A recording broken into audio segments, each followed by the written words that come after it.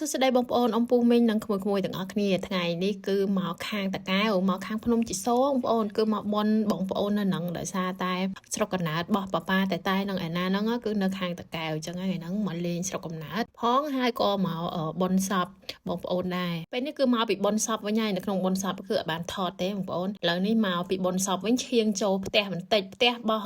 គ្រួសាររបស់ខ្ញុំនេះគឺជាផ្ទះរបស់គាត់ហើយផ្ទះមានអ្នកនៅទេព្រោះថាកូនចៅមកពេញអស់លេងហ្មងទៅជុំគ្នាតែពេលថ្ងៃបុណ្យថ្ងៃកម្មវិធីមានរវល់អីទេនៅជា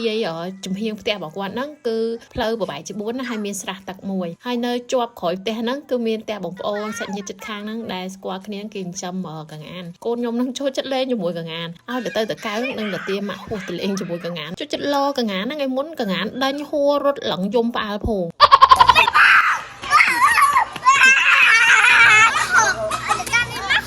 ហ្នឹងហើយឥឡូវបន្ទាប់ពីកងានដេញរត់ទៅថាជើងមកគឺដល់មកផ្ទះវិញហើយដោយសារតែយើងទៅភូមិហ្នឹងគឺអត់បានទៅដេកទេបងប្អូនទៅយើងទៅមកផ្លែទៅបនដល់ពេលហើយក៏ឈៀងចូលទៅមើលផ្ទះបន្តិចទៅឥឡូវត្រឡប់មកពេញវិញហើយនៅពេលដែលជិះមកហ្នឹងគឺកាត់ភ្នំជីសូដោយសារតែផ្ទះខាងសុកណាតខាងគូសាហ្នឹងគឺទៅមកកាត់ភ្នំជីសូរាល់ពេលតែម្ដងចឹងលើកនេះចូលទៅហូបមាន់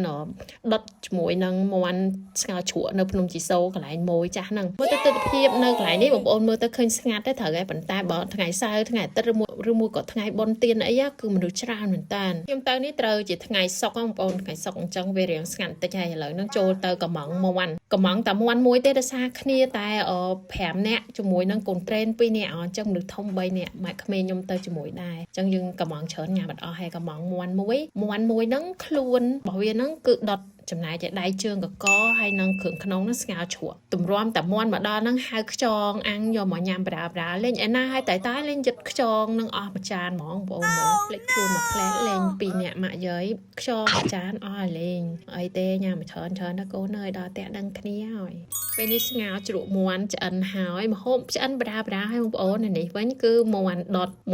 នេះគឺដាច់ក្បាលដាច់ជើងដៃស្លាប់ឲ្យបាត់អស់មើលទៅរៀងចម្លែកបងប្អូនប៉ុន្តែយើងធ្វើអញ្ចឹងចំណើញយើងបានទឹកស្លញ៉ាំជូរស្រស់មាត់យើងញ៉ាំមាន់ដុតនឹងជ្រលក់ជាមួយនឹងគ្រឿងទឹកជ្រលក់ជាមួយនឹងបន្លែអីចឹងឆ្ងាញ់មែនតើអូនគ្រាន់តែនិយាយជ្រលក់ទឹកមាត់ហៀទឹកមាត់ខ្លាក់ហ្មងនៅទីនេះខ្ញុំគិតថាមាន់តម្លៃប៉ុណ្ណឹងគឺមិនថ្លៃទេដោយសារយើងអាចកំងម្ហូបឲ្យគាត់ធ្វើបានដល់តែ2មុខអាចដូចជាបានដល់3មុខបងប្អូនដូចជាយើងអាចយកជើងដៃអីស្ងោរជ្រក់អញ្ចឹងគ្រឿងក្នុងឆាតកួនហើយនឹងនៅសល់ហ្នឹងខ្លួនយើងអាចដុតជាកូកាទឹកដូងឬមួយដុតអីរបៀបបំពងអីក៏បានដែរហើយចុងក្រោយគាត់បានថែមបាយក្តាំងនេះឲ្យទៀតឆ្ងាញ់កប់សេរីហ្មងបងប្អូនកុំភ្លេចជួយចុច Subscribe YouTube Channel របស់ខ្ញុំម្នាក់មួយផងណានឹងជួបគ្នានៅវីដេអូក្រោយទៀតបាយបាយ